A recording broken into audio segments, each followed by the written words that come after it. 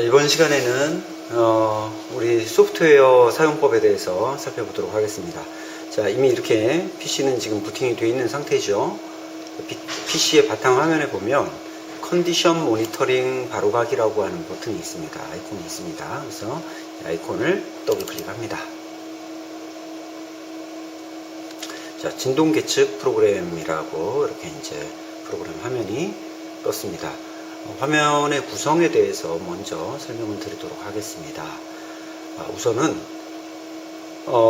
여기에 이제 그래프 3개가 이렇게 나와 있는데 각각의 그래프는 채널 X 호리존탈이라고 나와 있죠. 그래서 X축 방향에 대한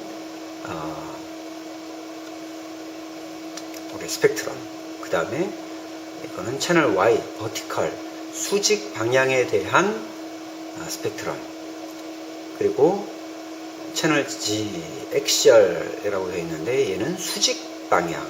그러니까 여기서 이제 그 수직은 여기서의 수직하고는 다르죠. 그러니까 여기서는 지금 X, Y, 그 다음에 Z인데 이것이 위아래 방향에 해당하는 그런 수직 방향이죠.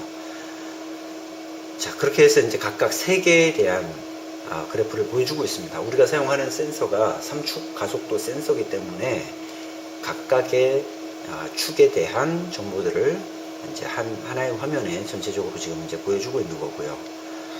그 다음에 오른쪽 방향, 그러니까 가로 방향에 있는 이 숫자들은 헤르츠를 의미를 합니다. 헤르츠.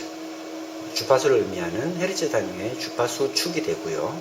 그 다음에 왼쪽은 앰플리튜드, 크기에 해당하는 축이 되겠습니다.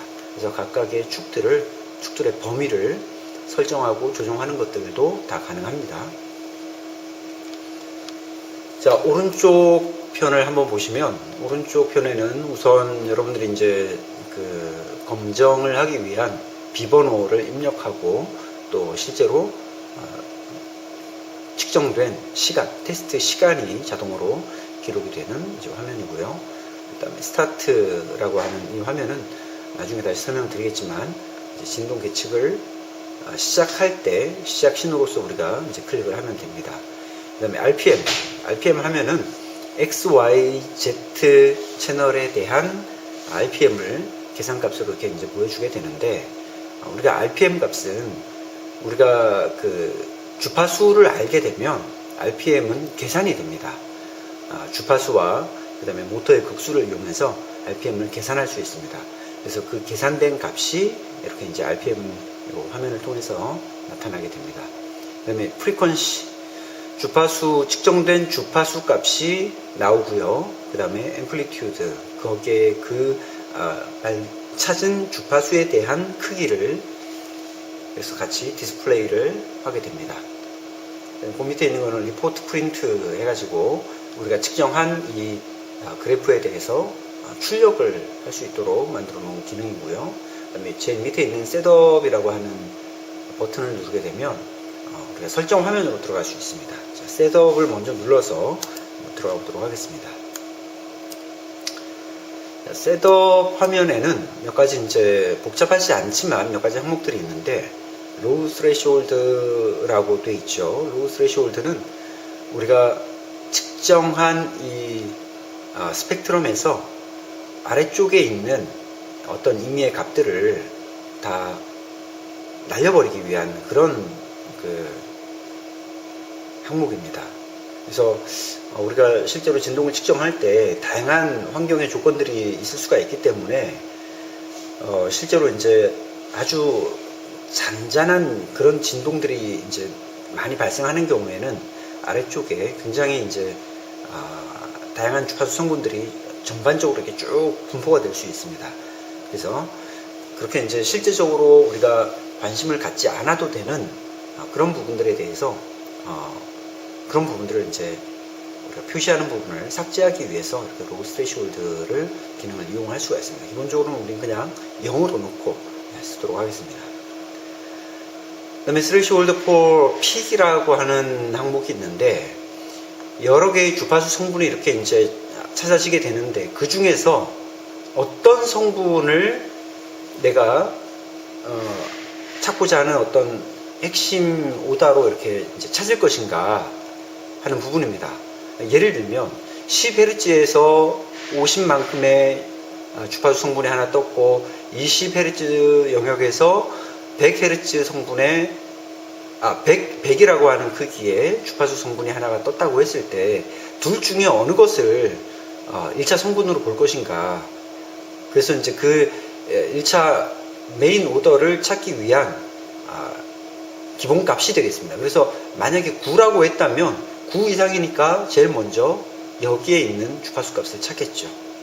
하지만 만약에 값을 50이라고 했다면 50 이상이라고 했다면 그러면 50까지 올라오는 주파수 성분들은 무시를 하고 50 이상이 되는 메인 주파수 성분을 1차 오다로 찾게 됩니다. 이거는 다시 우리가 측정을 하면서 다시 한번 설명을 하도록 하고요. 모터 폴이라고 되어 있는데 이건 모터의 극수를 의미를 합니다. 지금 현재 저희가 사용하는 모터는 2급짜리 모터를 쓰고 있기 때문에 2라고 되어 있죠. 그래서 간혹 4급 모터를 쓰는 경우도 있는데 그때는 선택에 의해서 4급 모터를 선택을 하면 됩니다. 자, 앰플리튜드와 프리퀀시의 범위를 설정하는 겁니다. 지금 현재 우리는 0부터 300이라고 하는 크기의 값을 보고 있기 때문에 300. 프리퀀시는 0부터 150까지 보고 있기 때문에 주파수 성분은 최대 150까지라고 이렇게 나와 있죠. 자, 그래서 조금 더 세밀하게 보고자 한다면 우리가 이 주파수 성분을 조금 범위를 축소시켜서 그렇게 이제 보면 조금 더 세밀하게 볼 수 있습니다. 그 다음에 use save log라고 하는 것은 우리가 이제 측정된 값들을 텍스트 파일 형태로 저장하기 위해서 사용하는데 굳이 여러분들은 이거를 사용 안 하셔도 상관없을 것 같습니다. 자, view hertz RPM. 이거는 지금 우리가 화면상의 RPM과 주파수를 표시를 하고 있는데 우리가 간혹 이제 검정 때 RPM과 프리퀀시를 표시 안 하고자 하는 경우에는 우리가 이걸 제거를 하게 되면 이 두 가지 항목들은 표시가 되지 않습니다. 그 부분에 대한 거고요. use filter라고 하는 것은 우리가 에버리지 카운트를 이용을 해서 이거를 필터링 할 것인가 말 것인가 또는 몇 번 우리가 그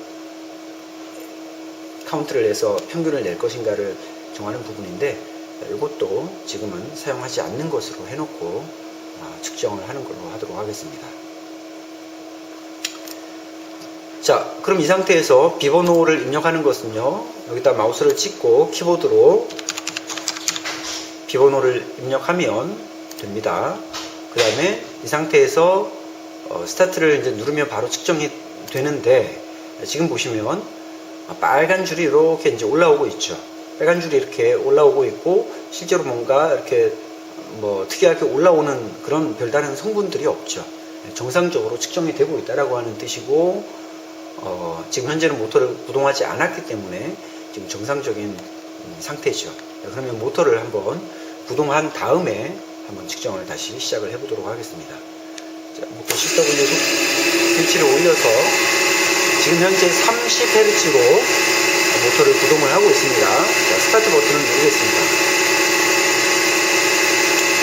자, 30Hz로 이렇게 올라오죠. 한 번 더 눌러보도록 하겠습니다.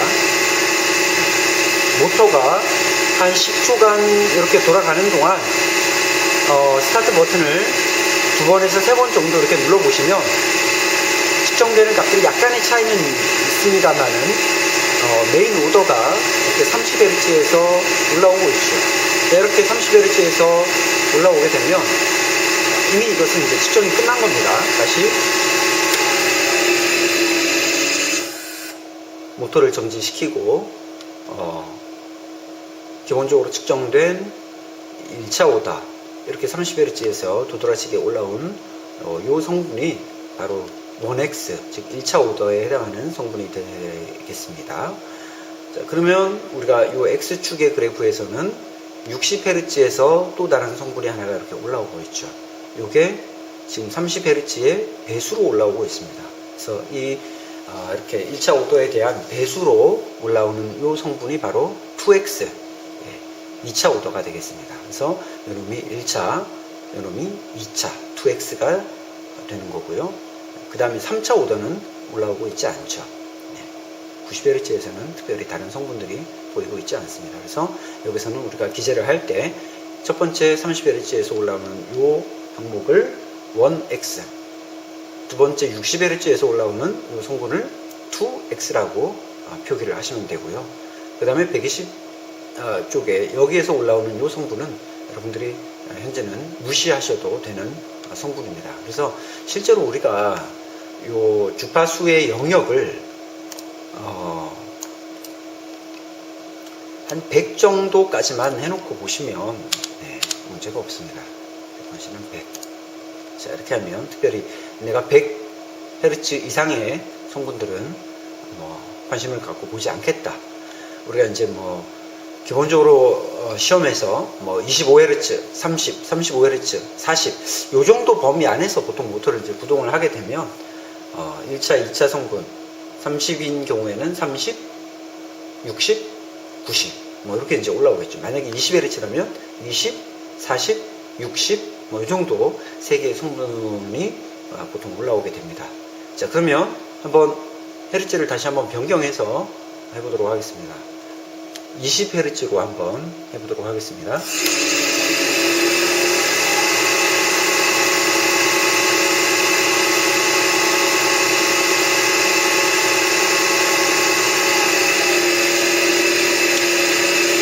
자, 인버터의 다이얼을 이용해서 20Hz로 변경을 하고요. 스타트 버튼을 한번 다시 눌러보겠습니다. 한 번 더 눌러봅니다.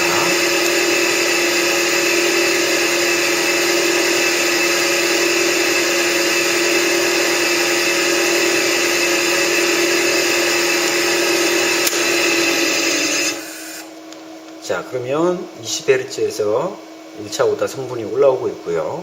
그 다음에 40Hz에서 2차 성분이 올라오고 있습니다. 지금 이제 원래는 이 진동 장비가 설치되는 그 테이블이 가능한 한 다른 진동이 발생하지 않도록 잘 고정이 돼야 되는데 지금 현재 이렇게 이제 촬영을 하고 있는 이 실험실의 테이블이 약간은 좀 부실하기 때문에 조금 잔 노이즈들이 이렇게 이제 좀 많이 올라오고 있습니다.